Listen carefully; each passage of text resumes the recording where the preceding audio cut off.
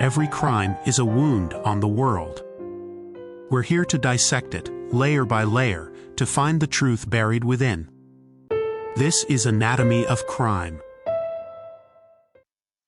When a courtroom is chosen precisely because it is far from the centers of power, it tells you something about the power being exercised. On a small Pacific island, in a United States federal courtroom thousands of miles from Washington, London, or Canberra, a 52-year-old Australian man stood before a judge in June of 2024 and said a single word that brought 14 years of global controversy to a legal close. Guilty. The man was Julian Assange, the founder of WikiLeaks. For his supporters, he had long been the white-haired avatar of radical transparency, a publisher who exposed war crimes and government lies. For his critics, he was a reckless antagonist who endangered lives, helped foreign intelligence services, and weaponized secrets. For many others, he was something far more complicated. A man trapped in the machinery of a new kind of war, the war over information itself. In the Northern Mariana Islands, in the city of Saipan, Assange pleaded guilty to a single count of conspiring with former U.S. Army analyst Chelsea Manning to obtain and disclose classified national defense information.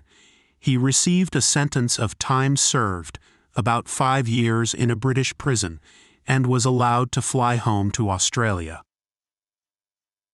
It was an oddly quiet end to a saga that began loudly, with helicopter gunfire over Baghdad, hundreds of thousands of secret files pouring onto the internet, and diplomats around the world suddenly wondering which of their cables might appear on the front page of tomorrow's papers.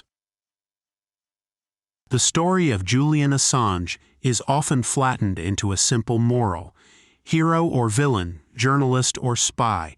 But if we step back, it becomes something else, a case study in the anatomy of information warfare and whistleblowing in the digital age.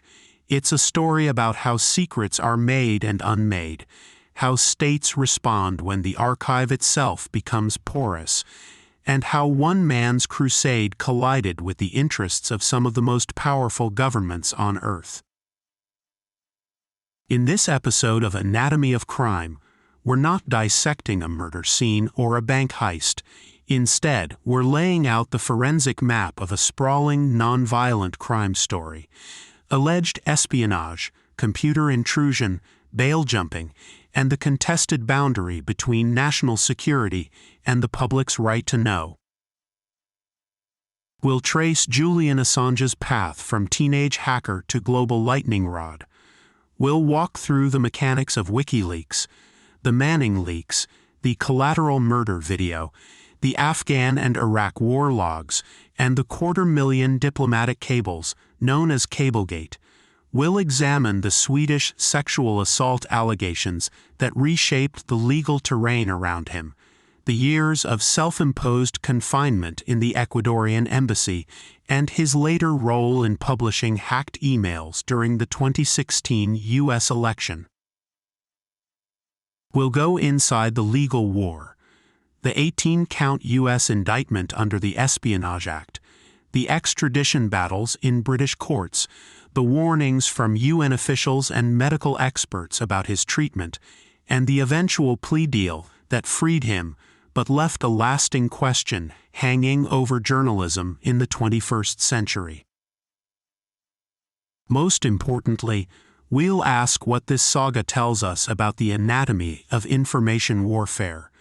What happens when a small organization can expose the inner communications of a superpower? Where is the line between a whistleblower, a leaker, a hacker, and a journalist? And did the response to Assange protect democracy or chill it? To answer those questions, we need to begin before the war logs, before the embassy, before Saipan. We need to start with a boy in Australia who learned, very young, that power often hides behind closed doors. Julian Assange was born in Townsville, in northeastern Australia, in 1971.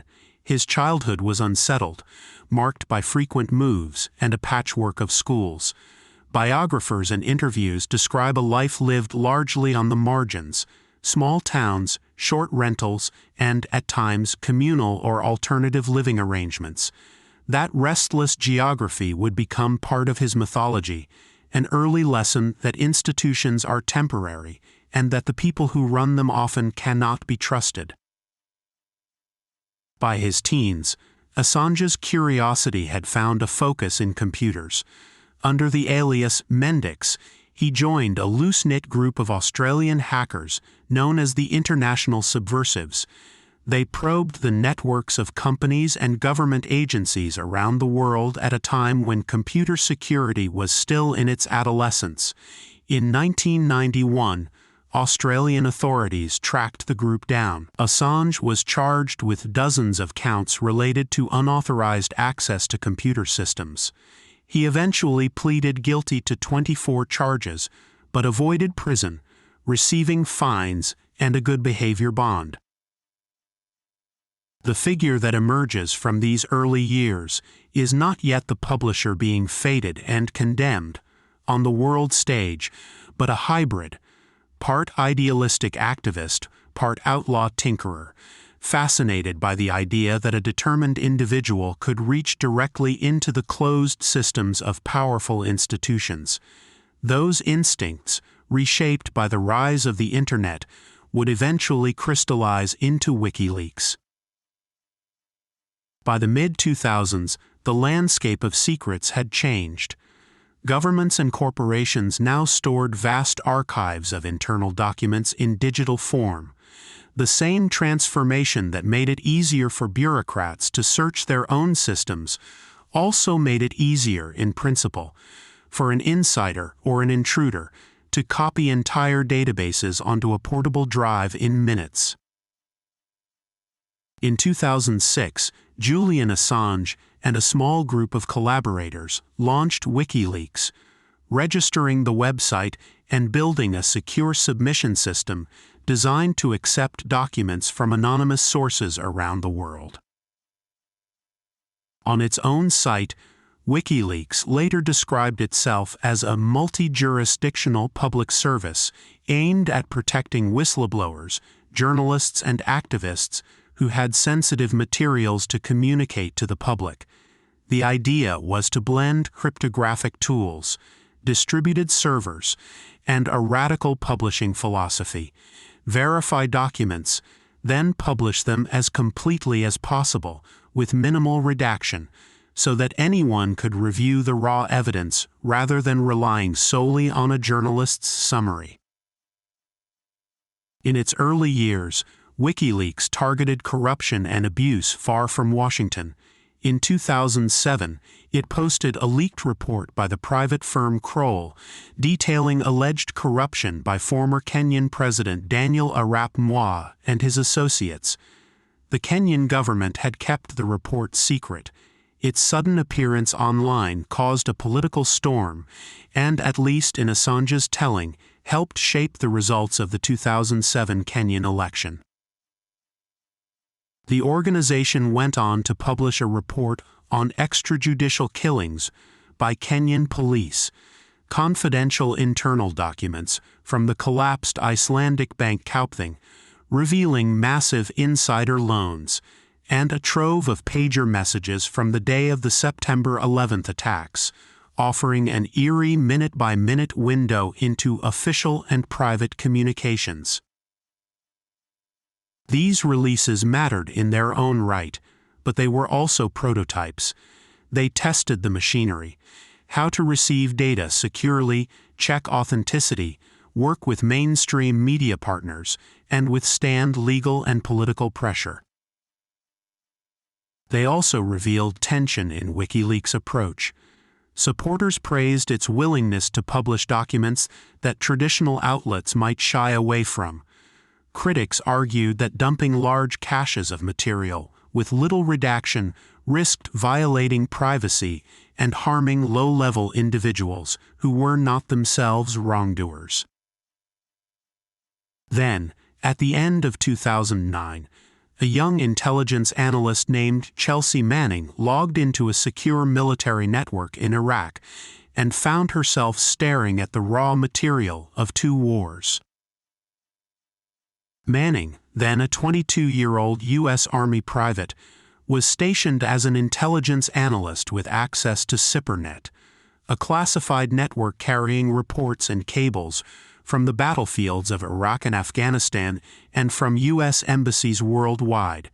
According to her later court-martial, she downloaded hundreds of thousands of documents, battlefield reports, detainee assessments, diplomatic cables, and passed them to WikiLeaks over a period of months. The volume was staggering, about 90,000 Afghanistan war-related incident reports, roughly 400,000 Iraq war logs, some 800 assessment files from Guantanamo Bay, and approximately 250,000 diplomatic cables. Before those vast archives came the piece of video that would define WikiLeaks for millions of people.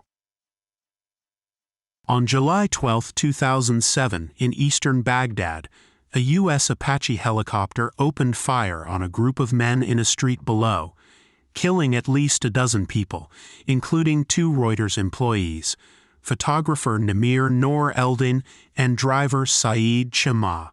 A U.S. military investigation concluded that the crew believed the men were armed insurgents, but the full cockpit video with audio remained classified. Manning obtained that video and sent it to WikiLeaks.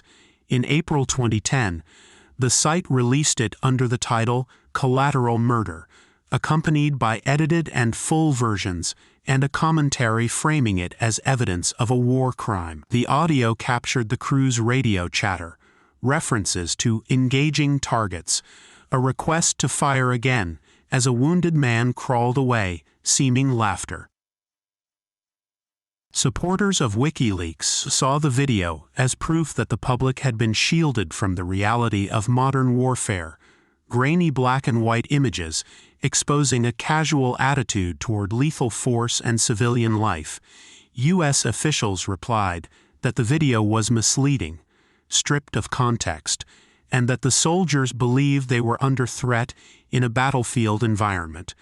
But the phrase collateral murder stuck, and so did the idea that WikiLeaks was willing and able to puncture the carefully controlled narratives of war. 3 months later, in July 2010, WikiLeaks released the Afghan War Diary, tens of thousands of incident reports from Afghanistan covering the period 2004 to 2009. The documents described firefights, roadside bombings, civilian casualties, and alleged Pakistani intelligence support for the Taliban. WikiLeaks shared the trove with major newspapers, including the New York Times, The Guardian, and Der Spiegel, which published coordinated investigations. The release ignited controversy. The White House condemned it, saying that the disclosures could put Afghan informants and U.S. troops at risk. Human rights organizations were divided. Some welcomed the window into civilian harm. Others worried about poorly redacted names. Months later, then Defense Secretary Robert Gates wrote to Congress that while the leaks were serious, the review had not revealed any sensitive intelligence sources and methods compromised by the Afghan documents, and other officials struggled to identify a specific case in which someone had been killed because of the disclosures. If Afghanistan raised alarms, the Iraq war logs set them ringing. In October 2010, WikiLeaks, again in partnership with major outlets, published nearly 400,000 field reports from Iraq. The data suggested that the U.S. military had recorded more than 66,000 civilian deaths, and that previously unacknowledged deaths could number in the tens of thousands. The logs also contained reports of abuse and torture of detainees by Iraqi forces and instructions to U.S. troops not to investigate some allegations. For critics of the war, the Iraq logs confirmed long-held suspicions that civilian casualties had been undercounted and that coalition forces had turned a blind eye to abuses by local partners. For the Pentagon, they were a security breach on an unprecedented scale, part of what it called the largest leak in U.S. military history. Then came the cables. Beginning in late November 2010, WikiLeaks and its media partners started publishing excerpts from roughly 250,000 U.S. diplomatic cables sent between the State Department and embassies around the world, a trove that quickly became known as Cablegate. The cables contained everything from candid descriptions of foreign leaders' personalities to detailed accounts of negotiations, surveillance directives at the United Nations, and frank assessments of corruption in allied governments. Some revelations were merely embarrassing: spiky language, gossip, and strongly worded evaluations that diplomats never imagined would become public. Others had more serious consequences, providing evidence of U.S. pressure on allies, behind-the-scenes maneuvering, and apparent complicity in human rights abuses. Taken together, the war logs and cables offered a granular history of nearly a decade of U.S. foreign and military policy. For transparency advocates, this was the point: to replace sanitized narratives with primary source material. For national security officials, it was an uncontrolled breach that left allies wondering whether confidential conversations with the United States were truly safe. At this point in our story, it is crucial to distinguish between two different actors and two different kinds of risk. Chelsea Manning was a uniformed soldier. She had signed non-disclosure agreements, received classified information training, and been entrusted with access many of her fellow citizens would never have. When she decided to copy and transmit these documents, she broke military law and U.S. criminal statutes. In 2013, she was convicted at court-martial of multiple offenses under the Espionage Act and related laws and sentenced to 35 years imprisonment before President Barack Obama commuted her sentence in 2017. Julian Assange, by contrast, was not a U.S. official, not a soldier, and not a citizen of the country whose secrets he was publishing. He was a publisher, operating largely from abroad, receiving materials from sources and working in partnership with established newspapers. Historically in the United States, that distinction between the leaker inside the system and the publisher outside has been central. Whistleblowers have often been prosecuted. Mainstream news organizations, even when publishing classified information like the Pentagon Papers, have not. The WikiLeaks releases forced governments, journalists, and the public to ask whether that line still held in the digital age. Before we follow the legal consequences, though, we need to confront another piece of this story: the Swedish sexual assault allegations that would, for years, intersect with and complicate nearly every discussion of Assange's motives, his treatment, and the claims of his supporters. In August 2010, as Cablegate was getting underway, Swedish prosecutors issued an arrest warrant for Julian Assange in connection with allegations of sexual misconduct involving two women in Sweden. The allegations included rape and lesser sexual offenses, which Assange denied, saying that the encounters had been consensual and describing the case as politically motivated. The legal history in Sweden is complex. Over the years, prosecutors opened, closed, and reopened parts of the investigation. One allegation of sexual molestation expired under the statute of limitations in 2015. In 2019, after Assange's arrest in London, Swedish authorities finally discontinued the remaining rape investigation, stating that the complainant's account was credible, but that the passage of time had weakened the evidence to the point that proceeding was no longer possible. Women's rights advocates in Sweden later expressed regret that he had never been questioned in court about the allegations, describing it as a betrayal of the women who reported him. Assange and his defenders have long argued that the Swedish case was used as a pretext to facilitate his eventual transfer to the United States.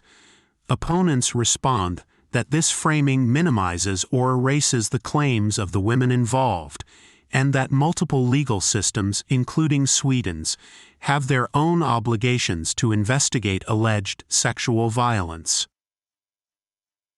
For our purposes, two things can be true at once.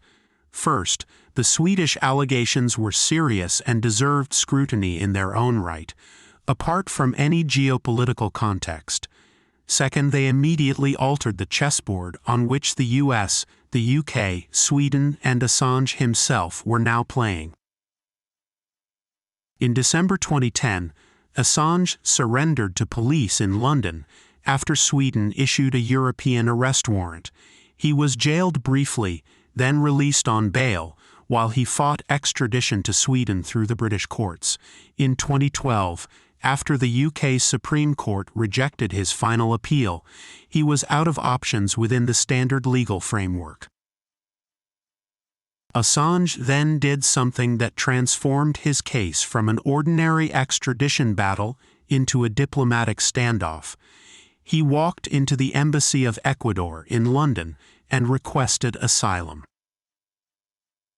Ecuador, under President Rafael Correa, granted him political asylum in August 2012, arguing that he faced the risk of onward extradition from Sweden to the United States, where he could potentially confront charges carrying extremely long sentences or even, in some scenarios, the death penalty. The granting of asylum triggered a crisis between Ecuador and the United Kingdom. British authorities insisted they were obliged to execute the Swedish warrant, and initially sent a note suggesting they might, in theory, withdraw the embassy's diplomatic status, sparking outrage and warnings from other Latin American governments about the sanctity of embassies. Ultimately, the UK did not storm the building, but it refused to grant safe passage. Police maintained a constant presence outside, ready to arrest Assange for breaching his bail conditions if he stepped onto the street.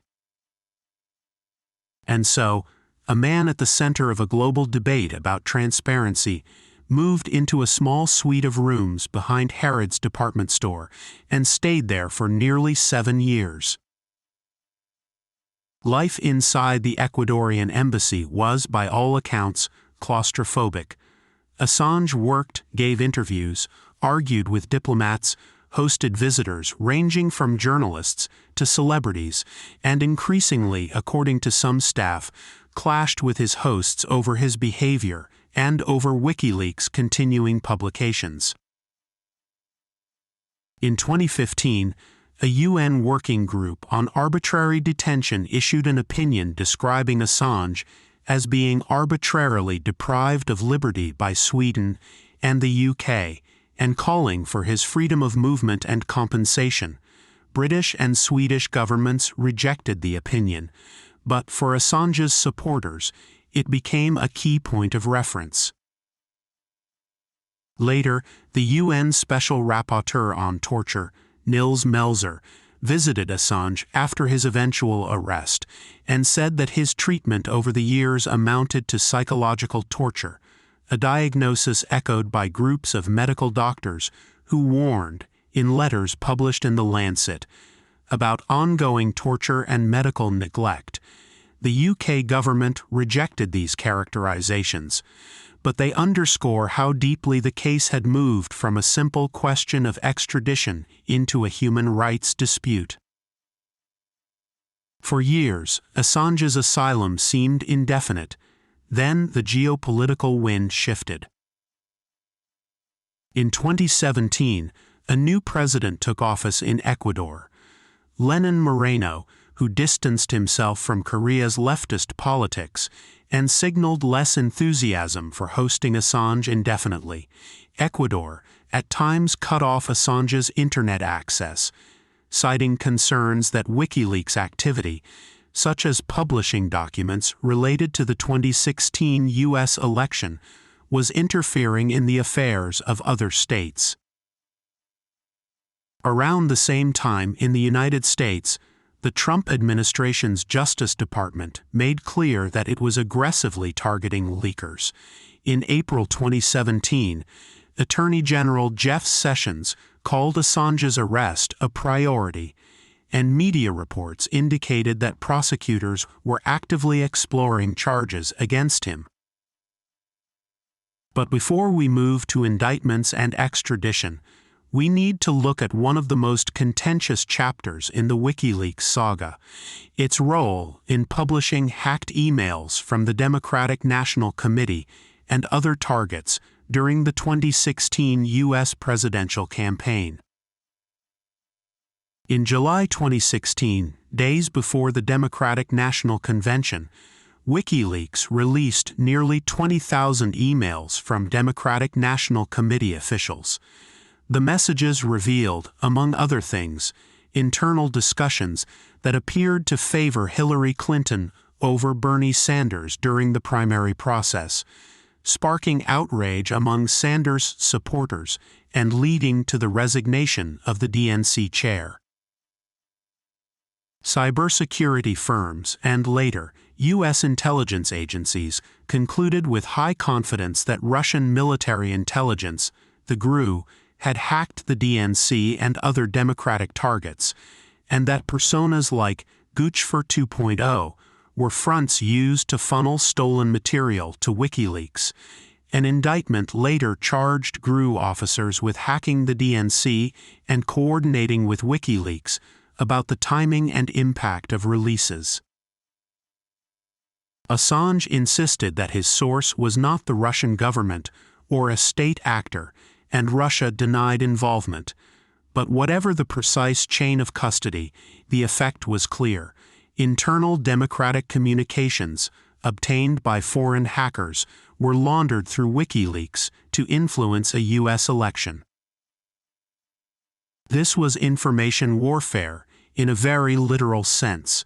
A foreign intelligence service exploiting vulnerabilities in political organizations, and a transparency organization acting as a global megaphone for the stolen material. Many defenders of WikiLeaks argue that once newsworthy documents exist, their source should not determine whether they are published. Critics respond that publishing in coordination with a hostile intelligence service crosses a line from journalism into participation in a covert influence operation. Even some traditional transparency advocates and whistleblowers who had defended WikiLeaks' earlier work recoiled. Edward Snowden, for example, criticized WikiLeaks for its hostility to even modest curation when it failed to redact sensitive personal information in some dumps, contrasting that approach with his own strategy of working through journalists who filtered and contextualized his NSA disclosures.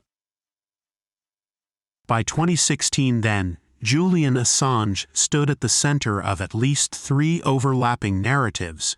In one, he was the publisher who helped expose civilian deaths, torture, and diplomatic hypocrisy. In another, he was a man avoiding sexual assault allegations in Sweden. In a third, he was a key node in Russia's information campaign against the United States. In April 2019, the stalemate inside the embassy finally broke. Ecuador's government withdrew Assange's asylum, citing what President Moreno described as repeated violations of the terms, including allegations, disputed by some supporters, about his behavior in the embassy. British police were invited into the building, where they arrested him both for breaching his bail conditions back in 2012 and on the basis of a U.S. extradition request. Video of Assange being carried out by officers, his hair and beard long, shouting that the UK had no civility, ricocheted around the world. Within weeks, he was sentenced in the UK to 50 weeks in prison for the bail offence and transferred to Belmarsh, a high-security prison in London. At the same time, the U.S. Justice Department unsealed its first indictment against him. Initially, it charged a single count, conspiracy to commit computer intrusion, alleging that he had agreed to help Chelsea Manning attempt to crack a password hash on a Defense Department computer. Then, in May 2019, a superseding indictment added 17 counts under the Espionage Act, covering the receipt, possession, and publication of national defense information. The Manning leaks. In total, Assange now faced 18 counts and, on paper, a maximum sentence of up to 175 years in U.S. prison. Press freedom organizations reacted with alarm. The Reporters Committee for Freedom of the Press warned that the indictment posed a dire threat, and the Committee to Protect Journalists called it an alarming new stage in the U.S. war on leaks. Legal scholars noted that for the first time since the passage of the Espionage Act in 1917, the government was using it to prosecute someone purely for publishing classified information obtained from a source, a role traditionally occupied by the press. The Obama administration had reportedly considered similar charges years earlier but backed away, citing what officials called the New York Times problem. If they prosecuted WikiLeaks for publishing classified documents, how would they avoid setting a precedent that could equally criminalize the work of mainstream newspapers that regularly publish leaks? The Trump administration, and later the Biden administration, chose a different path. From 2019 onward, Assange's fate was largely in the hands of British courts, which had to decide whether to extradite him to face those charges. In January 2021, District Judge Vanessa Baratzer issued a nuanced ruling. She rejected arguments that the charges were inherently political or that the case would violate freedom of expression. However, she concluded that extraditing Assange would be oppressive due to his mental health and the risk of suicide in the harsh conditions of U.S. prisons, particularly under so-called special administrative measures. On that basis, she denied extradition. The U.S. government appealed. Later that year, the High Court overturned Baratzer's decision after the United States offered assurances about Assange's treatment, that he would not be held at ADX Florence, the most restrictive supermax prison, and that special administrative measures would not be imposed unless he did something in the future to justify them. The High Court accepted these assurances and sent the case back down, paving the way for the British Home Secretary to approve extradition. In June 2022, Home Secretary Priti Patel signed the extradition order. WikiLeaks called it a dark day for press freedom and British democracy. Assange's legal team filed further appeals, arguing that prosecuting him under the Espionage Act for publishing leaked material would be a political offense, barred by the US-UK extradition treaty, and that a trial in the United States would risk a flagrant denial of justice. While the legal battle dragged on, Assange remained in Belmarsh.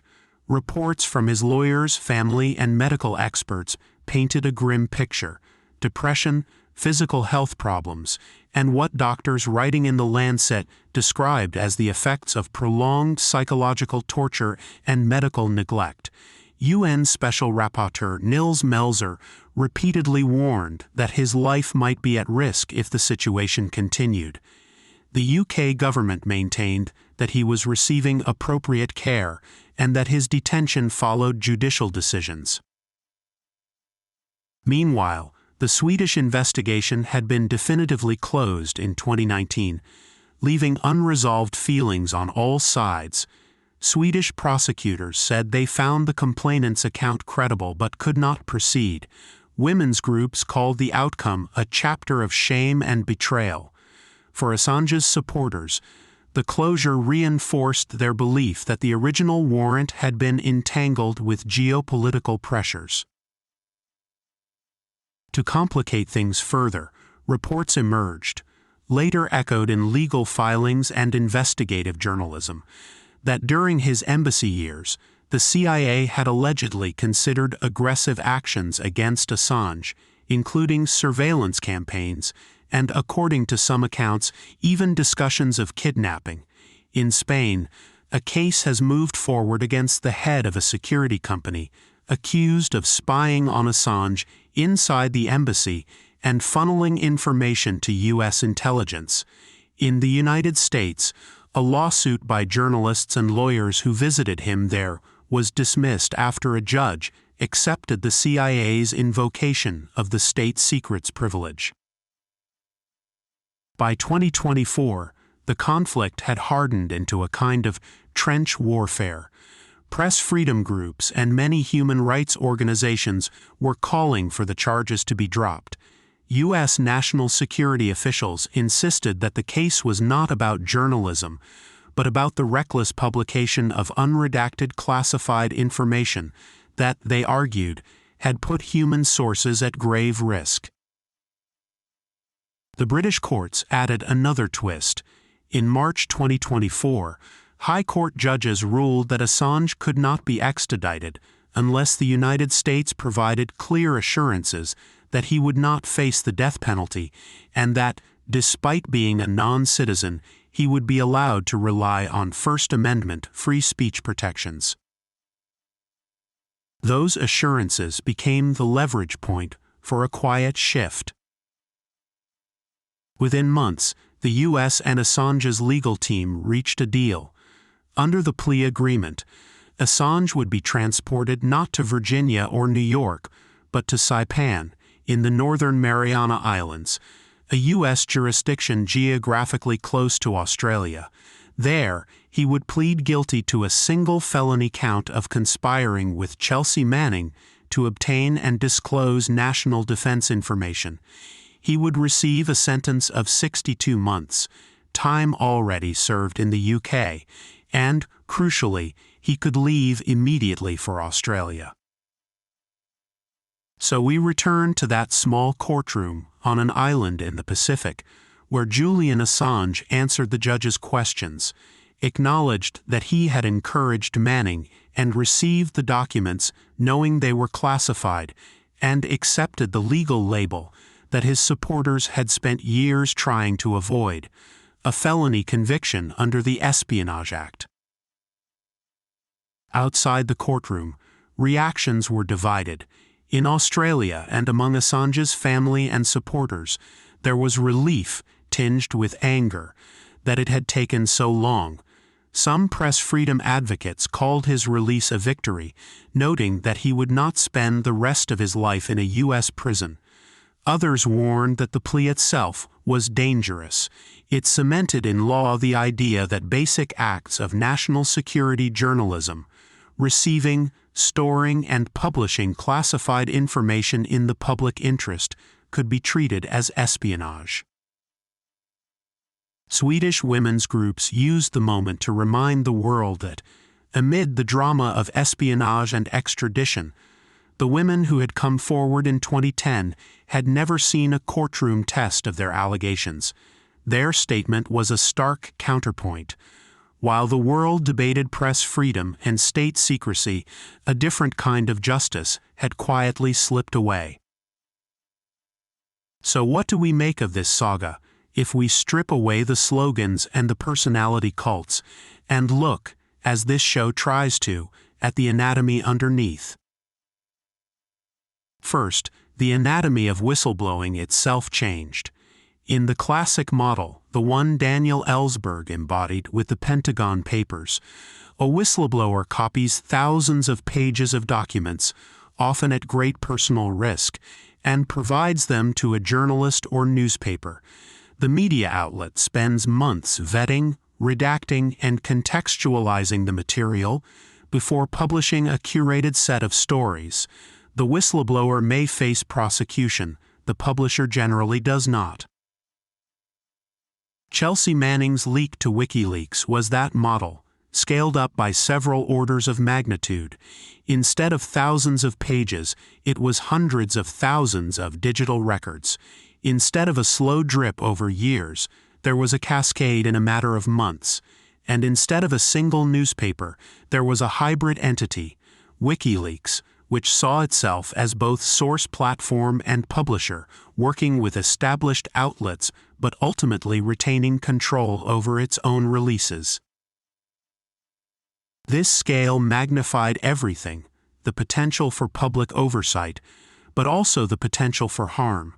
Names of informants buried in war logs, private details in diplomatic cables, and raw material that adversaries could mine as easily as journalists did. Second, the anatomy of information warfare evolved. The 2010 war logs and cables were, fundamentally, an insider leak, a disillusioned soldier sending files to a transparency site. By 2016, Assange and WikiLeaks were publishing materials that, according to U.S. indictments and intelligence assessments, had been stolen by a foreign intelligence service for strategic purposes. Whether one sees WikiLeaks' role in 2016 as neutral publishing or as active participation in an influence operation, the pattern is clear. States and non-state actors alike learned that leaking could be weaponized. Internal emails could be timed to drop on the eve of a convention. Selective disclosures could distort as much as they illuminated. Third, the legal anatomy of espionage and journalism was stretched to its limit. The U.S. government argued that Assange crossed a line not simply by publishing, but by actively soliciting classified material, posting most wanted leaks lists, encouraging people with access to provide documents, and allegedly trying to help Manning crack a password hash. In their narrative, he was not a passive recipient, but a co-conspirator in the theft of national defense information and a reckless publisher of unredacted names, including human rights activists and dissidents whose cooperation with U.S. diplomats had been confidential. Assange's defenders counter that investigative journalists routinely encourage sources to provide documents, use secure communication channels, and sometimes help them avoid detection. They argue that the core of the indictment targeted conduct indistinguishable from what major outlets did with Pentagon Papers-style leaks, that is, receiving and publishing truthful information of high public interest, including evidence of war crimes and human rights abuses.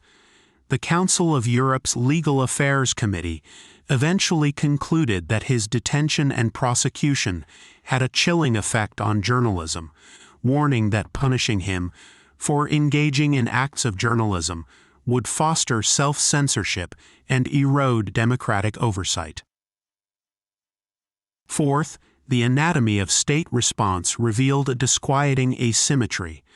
For the civilians killed in the Baghdad airstrike, the prisoners abused by Iraqi forces, or the dissidents named in cables, accountability has been partial at best. Some investigations were reopened, some policies changed, but no wave of prosecutions for the abuses exposed by WikiLeaks ever materialized. By contrast, the legal machinery deployed against Manning and Assange was relentless. Manning spent 7 years in confinement, much of it under harsh conditions that drew international criticism, before her sentence was commuted. Assange spent nearly 7 years unable to leave a small embassy without arrest, followed by more than 5 years in a maximum security prison, as states argued over who had jurisdiction to try him. Even after he walked free, press freedom experts warned that the Espionage Act precedent he embodied could be used against other reporters and publishers in future cases. This imbalance between the relative impunity for the wrongs exposed and the severe punishment for those who exposed them feeds the perception for many that the real crime in the eyes of powerful governments is not civilian deaths, unlawful killings, or torture, but embarrassment. Fifth, the anatomy of Assange's personal story defies simple hero or villain narratives. He is simultaneously the recipient of awards for journalism and a convicted felon under espionage law. He has been portrayed as a champion of transparency and accused of sexually violating women who had very different expectations of their encounters with him. He has been described by UN experts and doctors as a victim of psychological torture, while critics have pointed to his own indifference to the privacy and safety of some of the people whose data he published. And he has, undeniably, become a symbol onto which others project their own fears and hopes. About American power, about Russia, about the mainstream media, about the very possibility of truth in a world of classified briefings and spin. So where does this leave us, if we think in terms of the anatomy of crime? Legally, Julian Assange's single-spoken word in that Saipan courtroom, guilty, closed the books on his case, at least for now. He will likely spend his remaining years outside any cell, perhaps writing, perhaps campaigning, perhaps simply trying to rebuild a life that has been defined for more than a decade by confinement and conflict. But anatomies aren't just about the body in front of us. They are about the systems that surround it. The Assange saga exposed a circulatory system of secrets in the modern state: classified networks, diplomatic cables, internal databases of war reports, all vulnerable to a single determined insider with a thumb drive. It showed how quickly those secrets, once liberated, could be replicated and analyzed worldwide, making traditional censorship almost impossible. It also revealed the nervous system of democratic oversight, a patchwork of whistleblower protections, press freedom norms, and legal doctrines that were never fully designed for global, instantaneous leaks of raw data in the tens or hundreds of thousands of documents. Those systems struggled to adapt, and in the end, rather than clarifying the rules, the Assange case may have left them more ambiguous. Perhaps most unsettlingly, the saga highlighted the emerging battlefield where states, hackers, activists, and publishers collide. In that space, information can serve as evidence, as propaganda, as a weapon, or as all three at once. The same data set can help document war crimes and, in a different context, help a foreign power sway an election.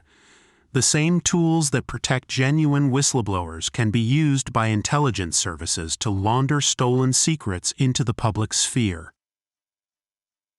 Julian Assange did not create this battlefield, but he stepped into it early, loudly, and with a kind of uncompromising zeal that forced governments to react. In doing so, he became at once a protagonist and a test case, the man through whom states began to draw their new red lines. Whether you see him as martyr, menace, or something more ambiguous, the anatomy of this case suggests one sobering conclusion. In the 21st century, the most consequential crimes may be committed not with guns or knives, but with passwords and files, and the real fight will be over who is allowed to decide which truths about power remain hidden, and which ones the public is permitted to see. This has been Anatomy of Crime. where the truth is never simple, but always worth seeking.